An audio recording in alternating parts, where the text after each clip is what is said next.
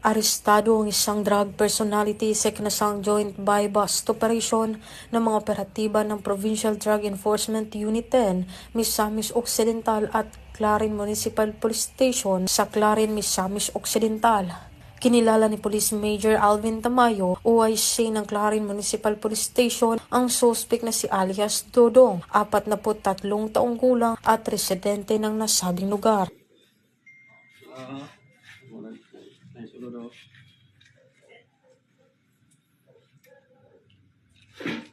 Kaya ako butang ako nakuha siyang left side.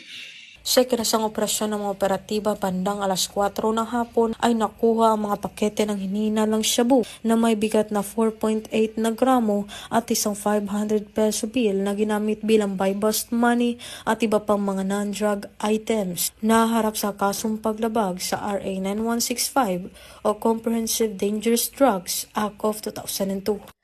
Mula dito sa Camp Capistrano, Gusa, Cagayan de Oro City, ako ang inyong Police News Network correspondent, Patrolwoman Danasa Berdos, alagad ng batas, tagataguyod ng Balitang Pulis.